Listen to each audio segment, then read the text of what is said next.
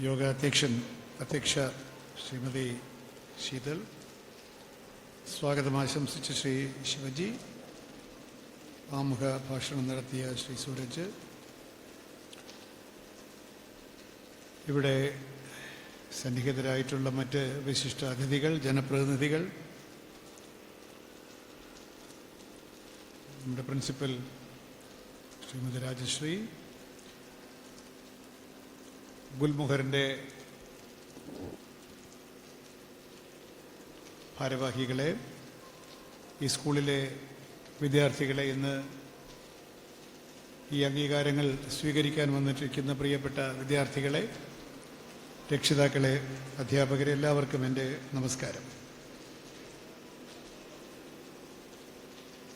ഗുൽമോഹർ എന്ന് പറയുന്ന ഈ സംഘടന, അതിനെക്കുറിച്ച് എനിക്കൊന്നും അറിഞ്ഞുകൂടായിരുന്നു. ഇതിൻ്റെ സംഘാടകർ കുറേ ദിവസങ്ങൾക്ക് മുമ്പ് ഇങ്ങനൊരു പരിപാടിക്ക് വന്ന് വിളിച്ചു. ഞാൻ തിരിച്ചും മറിച്ചും ഒക്കെ ചോദിച്ചു, എന്താണ് ഈ പരിപാടി? സാധാരണ പൂർവ്വ വിദ്യാർത്ഥി സംഘടനകളുടെ പ്രവർത്തനമെന്ന് വെച്ചാൽ എല്ലാവരും കൂടെ ചേർന്ന് ഒത്തുകൂടി പഴയ കാര്യങ്ങളൊക്കെ പറഞ്ഞ് അടിച്ചു പൊളിച്ച് പോവുക എന്നുള്ളതിനപ്പുറത്തേക്ക് അവർക്കോ അവരുടെ വിദ്യാലയത്തിനോ പ്രത്യേകിച്ചൊരു ഗുണവുമുള്ള പ്രവൃത്തിയല്ല പലപ്പോഴും പൂർവ്വ വിദ്യാർത്ഥി സംഘടനകളുടെ സമ്മേളനം. വരുന്നവർക്ക് കുറച്ച് ദിവസത്തേക്ക് കുറച്ച് സന്തോഷമൊക്കെ ഉണ്ടാവും, പഴയ ആളുകളെയൊക്കെ കണ്ടതിൻ്റെ ഗുണം. പക്ഷേ ഇത്ര അർത്ഥപൂർണമായി ഒരു പൂർവ്വ വിദ്യാർത്ഥി സംഘടന രജിസ്റ്റേർഡ് സംഘടനയായി പ്രവർത്തിച്ച് മാതൃകാപരമായിട്ടുള്ള പ്രവർത്തനങ്ങൾ കാഴ്ചവയ്ക്കുന്നു എന്നുള്ളത് ഇവർ വന്ന് വിളിച്ചപ്പോൾ ഞാൻ അത്ര വിശ്വസിച്ചില്ലെന്നുള്ളതാണ് വാസ്തവം. അതുകൊണ്ട് ഞാൻ വരണോ വേണ്ടോ എന്നൊക്കെ ചെറുതായിട്ടൊക്കെ വെയിറ്റൊക്കെ ഇട്ട് നോക്കി. പക്ഷേ അവരുടെ ഒരു ക്ഷണിക്കുന്ന ശൈലിയുടെ ആത്മാർത്ഥത കൊണ്ട് ഞാൻ വിചാരിച്ചു പൊക്കളയാം എന്ന് വിചാരിച്ചു. അങ്ങനെയാണ് ഇന്നിവിടെ വരുന്നത്. ഇന്ന് വീണ്ടും സുവനീർ, ഇന്നിവിടെ പ്രകാശിപ്പിക്കുന്ന സുവനീർ എനിക്ക് കൊണ്ടുതരാനായി രാവിലെ അവരെന്നെ കാണുകയുണ്ടായി. കൂടുതൽ സുവനീർ മറിച്ചു നോക്കി, ഇവിടുത്തെ പ്രഭാഷണങ്ങളൊക്കെ കേട്ടു. ഈ പരിപാടിയിൽ സംബന്ധിക്കുമ്പോൾ എനിക്ക് തോന്നുന്ന ഒരു കാര്യം, ഞാൻ പല പരിപാടികളിലും പങ്കെടുക്കുന്ന ഒരാളാണ് എന്നുള്ളത് കൊണ്ട് എൻ്റെ വാക്കുകൾക്ക് പ്രത്യേക സാങ്കത്യമുണ്ടെന്ന് ഞാൻ കരുതുക. വളരെ നൈർമല്യത്തോടു കൂടി നടത്തപ്പെടുന്ന ഒന്നാണ് ഈ പരിപാടി, ഗുൽമോഹറിൻ്റെ ഈ പരിപാടി എന്ന് പറയാൻ എനിക്ക് സന്തോഷമേ ഉള്ളൂ. എന്തുകൊണ്ടാണ് നൈർമല്യം എന്നുള്ള വാക്ക് ഞാൻ ഉപയോഗിച്ചത്? ഞാനിവിടെ ഇരുന്നപ്പോൾ നിങ്ങൾ നോക്കിയപ്പോൾ നിങ്ങൾ വിചാരിച്ചു ഞാൻ ഈ വാട്സാപ്പ് നോക്കുകയാണെന്നാണ് വിചാരിച്ചത്. അല്ല, ഞാൻ ഈ പ്രസംഗം ഒന്ന് വന്ന ചിന്തകളൊക്കെ ഒന്ന് കുറിച്ച് വയ്ക്കുകയായിരുന്നു ഇതിനകത്ത്. ഇല്ലെങ്കിൽ പറഞ്ഞ് കാട് കയറി എങ്ങോട്ടെങ്കിലും പോകും, നിങ്ങളുടെ സമയമൊക്കെ പോകും. അതുകൊണ്ട് എനിക്കും പോകണം, നിങ്ങൾക്കും പോകണം. അതുകൊണ്ട് 10 മിനിറ്റ് പിന്നെ അടുക്കും ചുറ്റയോടും കൂടി സംസാരിക്കാനായിട്ടാണ് ഞാൻ പോയിന്റുകൾ കുറിച്ച് വെച്ചത്. എന്തുകൊണ്ടാണ് നൈർമല്യം എന്നുള്ള വാക്ക് ഞാൻ ഉപയോഗിച്ചത്? മാലിന്യമില്ലാത്തതാണ് നിർമ്മലമായത്. മാലിന്യം, നിർമ്മലം എന്ന് പറഞ്ഞാൽ മാലിന്യമില്ലാത്തത് എന്നർത്ഥം. അപ്പോൾ നിർമ്മലം എന്നുള്ള വാക്ക് ഞാൻ ഉപയോഗിക്കാൻ കാര്യം, ഈ പരിപാടിയിൽ മാലിന്യമില്ല എന്നർത്ഥം. സാധാരണയുള്ള പരിപാടികളിലും പ്രവർത്തനങ്ങളിലും, മനുഷ്യരുടെ കൂട്ടായ പ്രവർത്തനങ്ങളിലും ഒറ്റയ്ക്കുള്ള പ്രവർത്തനങ്ങളിലുമൊക്കെ എന്തുതരം മാലിന്യങ്ങളാണ് സാധാരണ ഉള്ളത്? സാധാരണ മാലിന്യമുണ്ടല്ലോ. ഒരു പരിപാടി 100% സത്യസന്ധമല്ല. നമ്മൾ പങ്കെടുക്കുന്ന പല പരിപാടികളിലും ഒരിക്കലും അതിൻ്റെ ലക്ഷ്യം നമ്മൾ പുറമേ കാണുന്നതല്ല. അങ്ങനെയൊക്കെയാണ് നമ്മുടെ ജീവിതം. നമ്മുടെ ജീവിതത്തിൽ നിന്ന് നൈർമല്യം നഷ്ടമായി കൊണ്ടിരിക്കുന്നതിൻ്റെ കാരണം എന്ത് എന്ന് ചോദിച്ചാൽ, പല പല മാലിന്യങ്ങൾ നമ്മുടെ ദൈനംദിന ജീവിതത്തിലും പൊതുപ്രവർത്തനത്തിലുമെല്ലാം നമ്മളറിയാതെ കടന്നുകൂടുന്നുണ്ട്. എന്തൊക്കെയാണ് ഈ മാലിന്യങ്ങൾ എന്ന് പൊതുവായി പറഞ്ഞാൽ, വലിയ ലേഖനം എഴുതാൻ വേണമെങ്കിൽ ഏറ്റവും പ്രധാനപ്പെട്ടത് നമ്മുടെ പ്രവർത്തനങ്ങളിലെ, നമ്മുടെ ജീവിതത്തിലെ ഈ കൃതജ്ഞതയില്ലായ്മയാണ് ഏറ്റവും വലിയ മാലിന്യം എന്ന് എനിക്ക് തോന്നുന്നു. ഏതൊരു പ്രവൃത്തിയാണോ വന്ന വഴി മറക്കുന്നത്, ഓർമ്മിച്ചിരിക്കേണ്ടതൊക്കെ മറന്നു പോകുന്നത് ആ പ്രവൃത്തി നിർമ്മലമാണ് എന്ന് പറഞ്ഞുകൂടാ. കാരണം അവിടെ കൃതജ്ഞതയില്ലായ്മ എന്ന മാലിന്യം ആ പ്രവൃത്തിയിൽ കലർന്നിട്ടുണ്ട്. ഇതൊക്കെ വിശദീകരിച്ചാൽ നമുക്ക് ഒരുപാട് വിശദീകരിക്കാം. എന്നാലും ഞാൻ പറയുകയാണ്, ഈ നന്ദിയില്ലായ്മയാണ് നമ്മുടെ പ്രവർത്തനങ്ങളിലെ ഒരു മാലിന്യം. ഓർമ്മയില്ലായ്മയും അതിനോട് ബന്ധപ്പെട്ട് കിടക്കുന്നത് തന്നെയാണ്. സ്നേഹമില്ലായ്മയാണ് മറ്റൊരു മാലിന്യം. നമ്മൾ എന്തെല്ലാം ചെയ്താലും അതിനകത്ത് സ്നേഹത്തിൻ്റെ ഘടകമില്ല എങ്കിൽ, അതിൻ്റെ മൂലകമില്ല എങ്കിൽ, സ്നേഹം കൊണ്ടല്ലാതെ ചെയ്യുന്ന ഏതൊരു പ്രവൃത്തിയിലും കളങ്കമുണ്ട്. എന്നാൽ സ്നേഹം കൊണ്ട് ചെയ്യുന്ന പ്രവൃത്തി എത്ര ചെറുതാണെങ്കിലും ശരി, അത് നിഷ്കളങ്കമാണ്. ഈ വാക്കുകൾ കൂടി നമ്മൾ മനസ്സിലാക്കണം കേട്ടോ. നിഷ്കളങ്കം എന്ന് പറഞ്ഞാൽ കളങ്കമില്ലാത്തത്. എന്താണ് കളങ്കം? ഈ പറഞ്ഞതുപോലെ ഓർമ്മയില്ലായ്മ എന്ന കളങ്കം, നന്ദിയില്ലായ്മ എന്ന കളങ്കം, സ്നേഹമില്ലായ്മ എന്ന കളങ്കം, അങ്ങനെയുള്ള പല കളങ്കങ്ങൾ. ഏറ്റവും പ്രധാനപ്പെട്ട കളങ്കം എന്നത് സ്വാർത്ഥത തന്നെയാണ്. മനുഷ്യൻ്റെ ഏതൊരു പ്രവൃത്തി എടുത്താലും സ്വാർത്ഥതയ്ക്ക് ഒരുപാട് തലങ്ങളുണ്ട്. ഈ പരിപാടി തന്നെ വേണമെങ്കിൽ വളരെ സ്വാർത്ഥമായിട്ട് നടത്താം. എന്താണ്? ഇവിടെ ഉള്ളവരൊക്കെ അങ്ങോട്ടും ഇങ്ങോട്ടും സമ്മാനം കൊടുത്താൽ മതി കേട്ടോ. സെക്രട്ടറി പ്രസിഡന്റിന് സമ്മാനം കൊടുക്കുന്നു, പ്രസിഡന്റ് സെക്രട്ടറിക്ക് സമ്മാനം കൊടുക്കുന്നു. അങ്ങനെ അങ്ങോട്ടും ഇങ്ങോട്ടും വേണമെങ്കിൽ വളരെ സ്വാർത്ഥമായിട്ട് കാര്യങ്ങൾ ചെയ്യാം. എന്നാൽ എവിടെയാണോ ഈ സ്വാർത്ഥത നിസ്വാർത്ഥതയ്ക്ക് വഴിമാറുന്നത്, അവിടെ നിഷ്കളങ്കതയുണ്ടാവും, സൗന്ദര്യമുണ്ടാകും. ജീവിതത്തിൽ നിന്ന് സൗന്ദര്യം അപ്രത്യക്ഷമാകുന്നത് ലാളിത്യം അപ്രത്യക്ഷമാകുന്നത് കൊണ്ടാണ്. ജീവിതത്തിൽ സങ്കീർണതകൾ വരുമ്പോഴാണ് അതിൻ്റെ സൗന്ദര്യം നഷ്ടമാവുന്നത്. ഈ പരിപാടി നിർമ്മലമാണ് എന്ന് ഞാൻ പറഞ്ഞതിൻ്റെ അർത്ഥം ഇത് നിസ്വാർത്ഥമാണ് എന്നുള്ളത് കൊണ്ടാണ്.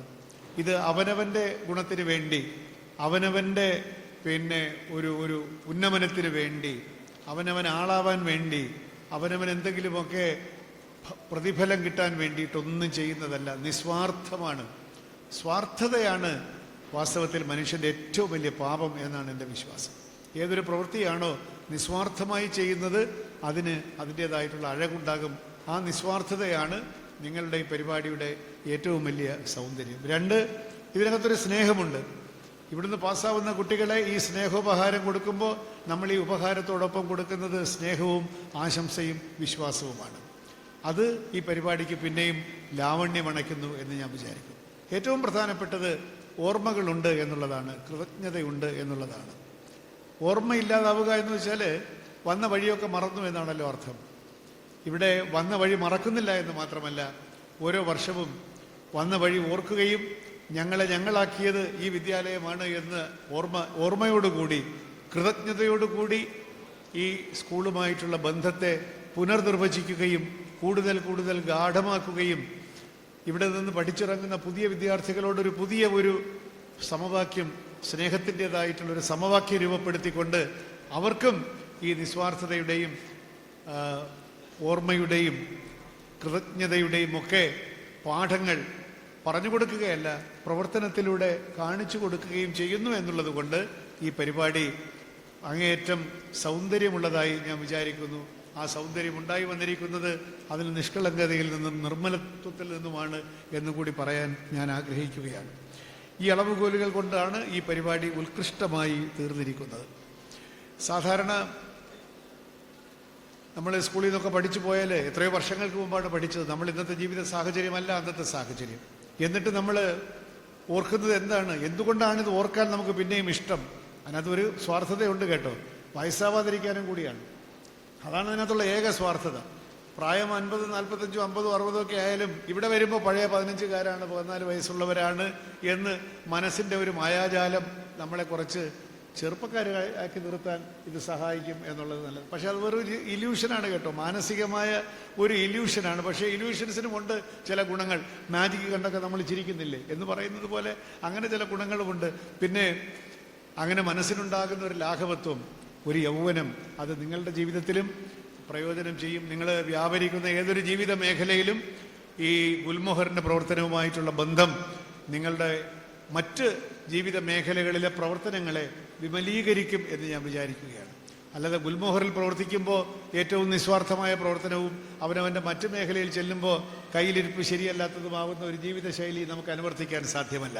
അതുകൊണ്ട് ഈ സ്കൂള് നമ്മളിലെ ഓരോരുത്തരെയും നമ്മൾ വയസ്സാവും തോറും പ്രായം കൂടും തോറും നമ്മളെ ശിശുക്കളായി അല്ലെങ്കിൽ കൊച്ചുകുട്ടികളായി നിലനിർത്തിക്കൊണ്ട് നമ്മുടെ നിഷ്കളങ്കതയും നിസ്വാർത്ഥതയും നിലനിർത്തുവാൻ കൂടി ഈ സ്കൂള് ഒരു പ്രേരക ശക്തിയായി നിങ്ങളുടെ എല്ലാവരുടെയും ജീവിതത്തിൽ സ്വാധീനിക്കട്ടെ എന്ന് ഞാൻ ആഗ്രഹിക്കുകയാണ്. മറ്റൊരു കാര്യം, ഈ കൃതജ്ഞത എന്നുള്ള വാക്ക് ഞാൻ ഉപയോഗിച്ചത് വളരെ മനഃപൂർവ്വമാണ്. അതിലേക്ക് വരാം. ഇന്നിവിടെ പ്രകൃതി എന്ന സംഘടനയ്ക്കാണല്ലോ നിങ്ങൾ ഈ ഗുൽമോഹർ അവാർഡ് കൊടുക്കുന്നത്. അത് വളരെ ഉചിതമായി ഒരു വ്യക്തിക്ക് കൊടുക്കുന്നതിനേക്കാൾ ഒരു സംഘടനയ്ക്ക് കൊടുക്കുന്നു എന്നുള്ളത് വളരെ പ്രധാനം എന്ന് മാത്രവുമല്ല, ആ സംഘടന ചെയ്തുകൊണ്ടിരിക്കുന്ന കാര്യങ്ങളൊക്കെ പറ്റിയൊക്കെ ഇവിടെ വളരെ വ്യക്തമായി പറയുന്നുണ്ട്. നിങ്ങൾ പൊതുവെ പ്രകൃതിയോട് ബന്ധപ്പെട്ടവരാണ് എന്ന് നിങ്ങളുടെ സംഘടനയുടെ പേര് തന്നെ സൂചിപ്പിക്കുന്നുണ്ട്. ഗുൽമോഹർ എന്നാണ്. എന്താണ് ഈ ഗുൽമോഹറിൻ്റെ പ്രാധാന്യം? നല്ലൊരു വാക്കാണ്. ഒരു സിനിമയും ഇറങ്ങി, ചില ഹിന്ദി പാട്ടുകൾക്ക് ഗുൽമോഹർ അഗർ തുമാര എന്നൊക്കെ പറഞ്ഞ പാട്ടൊക്കെ ഉണ്ടല്ലോ. പക്ഷെ അതിനേക്കാളെല്ലാം കൂടുതൽ ഗുൽമോഹർ എന്ന് പറഞ്ഞാൽ നമ്മുടെ സാഹചര്യങ്ങൾ എന്തു തന്നെ ആയാലും ശരി, അത് എത്ര കഠിനമായിട്ടുള്ള ഗ്രീഷ്മമാണെങ്കിലും ശരി, എൻ്റെ ഉള്ളിലെ നിറങ്ങൾ ഇതാ ഞാൻ നിനക്ക് തരുന്നു എന്ന് ഗുൽമോഹർ പരങ്കൽ പറയുന്നു എന്നുള്ളതാണ് ഗുൽമോഹറിൻ്റെ സന്തോഷം. അതാണ് ഇതിൻ്റെ സൗന്ദര്യം.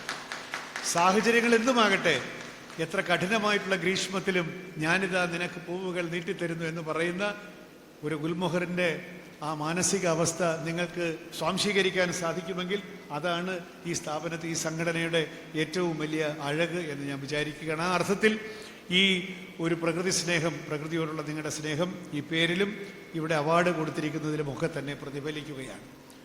ഞാൻ ദീർഘിപ്പിക്കുന്നില്ല. ഒരർത്ഥത്തിൽ ഇപ്പോൾ പ്രകൃതി പരിസ്ഥിതി ദിനം ഇപ്പോൾ കഴിഞ്ഞതേ ഉള്ളൂ. ഒരർത്ഥത്തിൽ നമ്മുടെ ജീവിതത്തിലെ നമ്മൾ ഇന്ന് അഭിമുഖീകരിക്കുന്ന ഒരുപാട് പ്രശ്നങ്ങൾ, അതിൻ്റെയൊക്കെ കാരണങ്ങൾ ഞാൻ ഈ പറഞ്ഞതൊക്കെ തന്നെയാണ്. സ്വാർത്ഥത, വളരെ പരിമിതമായിട്ടുള്ള കാഴ്ചപ്പാടുകൾ, മനുഷ്യരെ ഒന്നായി കാണാൻ കഴിയാത്ത അവസ്ഥ, വിഘടിക്കുക തുടങ്ങിയ ഒരുപാട് കാര്യങ്ങൾ, മനുഷ്യനായി കാണാൻ സാധിക്കാത്ത അവസ്ഥ. ഇതിനൊക്കെ തന്നെ ഉത്തരം നമ്മൾ 100 പുസ്തകങ്ങൾ വായിക്കുന്നതിനേക്കാളും, വായിക്കേണ്ടെന്നല്ല കേട്ടോ, 100 പുസ്തകങ്ങൾ വായിക്കുന്നതിനേക്കാളും പ്രകൃതി എന്ന് പറയുന്ന മഹാകാവ്യം അത് വെറുതെ അതിലെ ഒരു വരി വായിച്ചാൽ മതി. പ്രകൃതിയിലേക്ക് ഹൃദയം തുറന്നു വെച്ച് പ്രകൃതിയെ നിങ്ങൾ നോക്കുമെങ്കിൽ, ഒരു വൃക്ഷത്തെ നിങ്ങൾ നോക്കുമെങ്കിൽ അതിനേക്കാൾ കൂടുതൽ ഒന്നും പഠിക്കാനില്ല. ഞാൻ ഈ പറഞ്ഞ ജീവിതത്തിൻ്റെ നൈർമല്യമെന്ന് ഞാൻ പറഞ്ഞ ഈ നിസ്വാർത്ഥതയും ഈ ഓർമ്മശക്തിയും ഒക്കെ തന്നെ പ്രകൃതി നമ്മളോട് കാണിക്കുന്നുണ്ട്. മാത്രവുമല്ല, ജീവിതം നശ്വരമാണ് എന്നും, എന്നാൽ നശ്വരമായ ജീവിതത്തിൻ്റെ ക്ഷണികതയ്ക്കുള്ളിൽ നിന്നുകൊണ്ട് എത്രത്തോളം സൗന്ദര്യം നമുക്ക് സംവേദനം ചെയ്യാൻ സാധിക്കും, ഇതൊക്കെ തന്നെയാണ് പ്രകൃതി നമ്മളോട് പറയുന്നത്. രാവിലെ ഉദിക്കുന്ന സൂര്യൻ അങ്ങനെ തരുണഭാസ്കരൻ എന്നൊക്കെ പറയുന്നത് പോലെ നല്ല ഉജ്ജ്വലനായി ഉദിക്കുന്ന സൂര്യൻ ഉച്ചസ്ഥായിയിൽ എത്തിയിട്ട് പിന്നെ വൈകുന്നേരം ആകുമ്പം കുറച്ച് ക്ഷീണിച്ച് അങ്ങ് മറഞ്ഞു പോവുകയാണ്. രാവിലെ വിരിയുന്ന ഒരു കൊച്ചു പൂവ് ഒരു ഉച്ച കഴിയുമ്പോഴത്തേക്ക് വാടി തളർന്നു പോവുകയാണ്. രാത്രി വിരിയുന്ന പൂവ് രാവിലെ ആകുമ്പോൾ ചിലപ്പോൾ കൊഴിഞ്ഞ് വീഴു പോവുകയാണ്. അപ്പോൾ എല്ലാ ദിവസവും ഈ പ്രഭാതവും മധ്യാഹ്നവും അപരാഹ്നവും രാത്രിയും വൈകുന്നേരവും ഒക്കെ തന്നെ നമ്മളോട് പറയുന്നത്, കുമാരനാശാൻ പറഞ്ഞതുപോലെ എന്താണ് ഒരു വാചകമുണ്ടല്ലോ, ഉൽപ്പന്നമായത് നശിക്കും എന്ന് വീണപൂവിൽ പറയുന്നില്ലേ? ഉൽപ്പന്നമായത് നശിക്കും എന്ന് പറയുന്നത് പോലെ ഈ നമ്മുടെ നശ്വരതയെപ്പറ്റി ഓർത്തുകൊണ്ട് ജീവിതത്തെ അനശ്വരമാക്കാൻ ശ്രമിക്കുക എന്നുള്ളതാണ് ഏറ്റവും വലിയ വെല്ലുവിളി. ആ അനശ്വരത എന്ന് പറയുന്നത് അനശ്വരകാലമായിട്ട് ജീവിക്കുക എന്നുള്ളതല്ല, സ്നേഹം കൊണ്ട്, സൗന്ദര്യം കൊണ്ട് ഒരു അനശ്വരതയെ പ്രാപിക്കുക എന്നുള്ളതാണ്. നമ്മുടെ പ്രവൃത്തിയുടെ സൗന്ദര്യം നമ്മളെ അനശ്വരരാക്കുമെന്നുള്ളതാണ്. അപ്പോൾ പ്രകൃതി തന്നെയാണ് നമുക്ക് ഏറ്റവും നല്ല പാഠങ്ങൾ തരുന്നത്. നമുക്ക് ഏറ്റവും നല്ല പൂക്കൾ ഉണ്ടാക്കി തരുന്ന ഒരു പനിനീർ ചെടിക്ക് നമ്മൾ എന്താണ് വളമിട്ട് കൊടുക്കുന്നത്? നമുക്ക് വേണ്ടാത്ത സാധനങ്ങളാണ് ഇതിൻ്റെ വളമല്ലേ? ഈ ചാരം കൊണ്ടും ചാമ്പല് കൊണ്ടും ചാണകം കൊണ്ടും നമുക്ക് വല്ല പ്രയോജനമുണ്ടോ? ഇതിനകത്ത് നമ്മൾ ഇട്ട് കൊടുക്കുന്നു, അതിനെ സ്വാംശീകരിച്ചുകൊണ്ട് ഏറ്റവും മനോഹരമായിട്ടുള്ള പൂക്കൾ നമുക്കൊരു ചെടി തരുന്നു.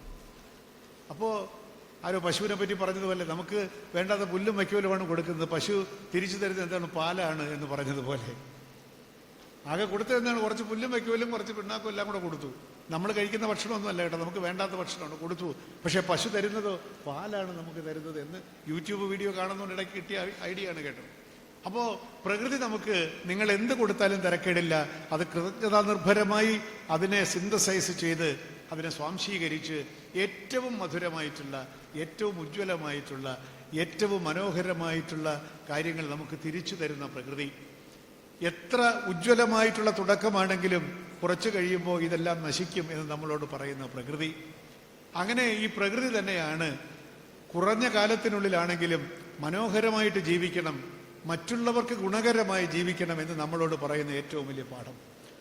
ഒരു മരം, ഒരു വൃക്ഷം, അതിനുകൊണ്ട് വൃക്ഷത്തിന് വല്ല പ്രയോജനമുണ്ടോ? ഒരു പ്രയോജനവുമില്ല. പക്ഷേ ആ വൃക്ഷത്തിൻ്റെ തണലിൽ നമ്മൾ ഇരിക്കുന്നു, അതിൻ്റെ ചില്ലകളിൽ പക്ഷികളിരിക്കുന്നു, അതിൻ്റെ പൂക്കൾ നമുക്ക് നയനാനന്ദകരമായി തീരുന്നു, തുടങ്ങി അതിൻ്റെ തടി നമ്മൾ വെട്ടി ഉപയോഗിക്കുന്നു, തുടങ്ങി എല്ലാ അർത്ഥത്തിലും നമുക്ക് വേണ്ടി സ്വയം സമർപ്പിച്ച് ആ സ്വയം സമർപ്പണത്തിൻ്റെ സൗന്ദര്യത്തിലാണ് ഒരു വൃക്ഷം അതിൻ്റെ ആനന്ദാനുഭൂതി അറിയുന്നത്.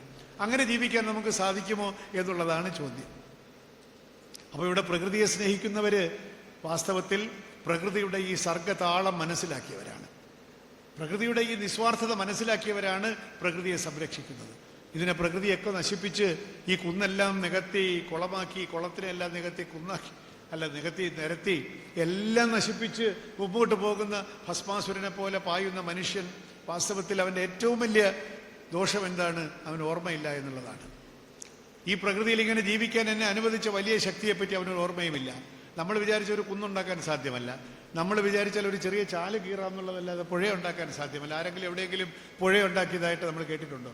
രണ്ട് പുഴകളെ ലിങ്ക് ചെയ്യാനുള്ള പരീക്ഷണം തന്നെ വിജയിച്ചിട്ടില്ല. പിന്നല്ലേ ചില കനാലുകൾ ഉണ്ടാക്കി നമുക്ക് ഭൂമിശാസ്ത്രത്തെ ഇല്ലാതാക്കാം എന്നുള്ളതല്ല, വേറെ കാര്യങ്ങളൊന്നുമില്ല.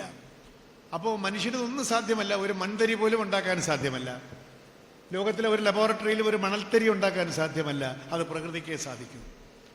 നമ്മൾ ഉണ്ടാക്കിക്കൊണ്ടിരിക്കുന്ന സമസ്ത കാര്യങ്ങൾ ഈ പ്രകൃതിയിൽ നിന്നുള്ള സാധനങ്ങളെ എടുത്ത് രൂപപരിണാമം വരുത്തിയതാണ്. അപ്പോൾ എന്നിട്ട് നമ്മൾ പ്രകൃതിക്ക് കൊടുക്കുന്നതോ നമുക്ക് വേണ്ടാത്തതെല്ലാം കൊടുക്കും. എന്തിന്? പസഫിക് സമുദ്രത്തെ പോലെ നമ്മൾ മലിനമാക്കി കളയും. ശംഖുമുഖത്ത് മാത്രമല്ല, കേരളത്തിലെ 44 നദികളെ മാത്രമല്ല, ഈ ഇടയ്ക്ക് കണ്ടില്ലേ ഏലൂർ പുഴയിൽ ചത്തുപൊങ്ങിയ മീനുകളെ കണ്ടില്ലേ? എന്തിനാണ്? ആ ഫാക്ടറികളിലെ മാലിന്യം സംസ്കരിക്കണമെങ്കിൽ കുറച്ച് കാശാവും എന്നുള്ളതുകൊണ്ട് ആ കാശ് ലാഭിച്ച് കീശയിലിടാമല്ലോ എന്ന് വിചാരിച്ചത് കൊണ്ടാണ് ആ മീനൊക്കെ ചത്തൊടുങ്ങിയത്. കൃതജ്ഞതയില്ലായ്മയാണ്. ഈ നദി അവർ കൊണ്ടുവന്നതല്ല, പ്രകൃതി കൊടുത്തതാണ്, സൗജന്യമായിട്ട് കൊടുത്തതാണ് കേട്ടോ. ഈ സൗജന്യമായിട്ടുള്ള ആനുകൂല്യങ്ങളെല്ലാം പറ്റിക്കൊണ്ട് അതിനെ മലിനീകരിക്കുന്ന കൃതജ്ഞതയാണ് ആധുനിക മനുഷ്യന്റെ മുഖമുദ്ര. അപ്പോൾ ആധുനിക കാലത്തിൻ്റെ ഈ അപകടങ്ങളിലേക്ക് നിങ്ങൾ വീഴരുത് എന്നുള്ള ഏറ്റവും വലിയ പ്രതിരോധ മന്ത്രമാണ് ഈ ഗുൽമോഹറിൻ്റെ പരിപാടി എന്ന് ഞാൻ വിചാരിക്കുകയാണ്. ഈ പരിപാടിയുടെ പ്രയോജനം ഇവിടുത്തെ കുഞ്ഞുങ്ങൾക്കാണ്, ഇവിടുത്തെ അധ്യാപകർ ഉൾക്കൊള്ളണമെന്ന് ഞാൻ വിചാരിക്കുകയാണ്. നമ്മുടെ ചുറ്റും വന്ന് മൂടുന്ന ഒരുപാട് കൊച്ചു വിചാരങ്ങളുടെ, മലിന വിചാരങ്ങളുടെ ഇരുട്ടിൽ നിന്ന് വെളിച്ചത്തിൻ്റെ പ്രതിരോധം തീർക്കാൻ ഈ സ്നേഹത്തിൻ്റെ പരിപാടിക്ക് സാധിക്കട്ടെ എന്ന് ഞാൻ വിചാരിക്കുന്നു. അതുകൊണ്ട് ഇന്നിവിടെ ഈ കൊടുക്കുന്ന അവാർഡ് അങ്ങേയറ്റം അന്വർത്ഥമായിട്ടുള്ള ഒന്നാണ് എന്ന് ഞാൻ കരുതുന്നു. ഇത് മുഴുവൻ കൊടുത്തിട്ടല്ല എന്നെ വിടാൻ പോകുന്നതെന്ന് ഞാൻ വിചാരിക്കുകയാണ്. നിസ്വാർത്ഥത എന്നൊക്കെ പറഞ്ഞതാണ്. വയസ്സായ ഒരാളിനെ പറ്റി സ്നേഹം ഉണ്ടാവണം കേട്ടോ. അതുകൊണ്ട് ഇത്രയും അവാർഡ് ഞാൻ കൊടുക്കില്ല, അതിനാണ് ഇതൊക്കെ പറഞ്ഞത് കേട്ടോ. അപ്പം അതുകൊണ്ട് ഇത്തരത്തിലുള്ള സന്ദേശങ്ങൾ ഉൾക്കൊണ്ടുകൊണ്ട് ഈ ഗുൽമോഹറിൻ്റെ പരിപാടിയുടെ അന്തരാർത്ഥം ഗ്രഹിക്കാൻ നമുക്ക് സാധിക്കട്ടെ. കേവലം ഒരു പൂർവ്വ വിദ്യാർത്ഥി സംഘടനയുടെ കൂടിച്ചേരൽ എന്നുള്ളതിനപ്പുറത്തേക്ക് നമ്മുടെ ജീവിതത്തിന് ആവശ്യമായിട്ടുള്ള മൂല്യങ്ങളുടെ ഒരു വീണ്ടെടുക്കൽ കൂടി ആയി ഈ പരിപാടി മാറുന്നു. ഇത് ഭംഗിയായിട്ട് കൊണ്ടു നടക്കുന്ന ഇതിൻ്റെ ഔദ്യോഗിക ഭാരവാഹികളെ, അവരുടെ നിശ്ചയദാർഢ്യത്തെ ഞാൻ നമിക്കുന്നു. അവർക്കെല്ലാ മംഗളങ്ങളും ആശംസിച്ചുകൊണ്ട് ഏറ്റവും ഭംഗിയായി നടത്തപ്പെടുന്ന ഒരു സർക്കാർ വിദ്യാലയം ഇത്ര ഭംഗിയായി നടക്കുന്നത് കാണുമ്പോൾ സർക്കാരിൻ്റെ ഉപ്പും ചോറും തിന്ന് കഴിയുന്ന എനിക്ക് എന്തെന്നില്ലാത്ത ആഹ്ലാദം തോന്നുകയാണ്. അതിന് കാരണക്കാരായിട്ടുള്ള ഇവിടുത്തെ പ്രിൻസിപ്പൽമാരെയും ഒക്കെ അധ്യാപകരെയും ഒരിക്കൽ കൂടി ഹാർദമായി അഭിനന്ദിച്ചുകൊണ്ട്, ഇന്ന് A+ കിട്ടിയ എല്ലാ വിദ്യാർത്ഥികളെയും ഒരിക്കൽ കൂടി അഭിനന്ദിച്ചുകൊണ്ട് ഗുൽമോഹറിൻ്റെ ശാഖോപശാഖകളിൽ കൂടുതൽ വർണ്ണപുഷ്പങ്ങൾ വിരിയട്ടെ എന്ന് മാത്രം പ്രാർത്ഥിച്ചുകൊണ്ട് ഈ പരിപാടി ഉദ്ഘാടനം ചെയ്യുന്നു. നന്ദി, നമസ്കാരം.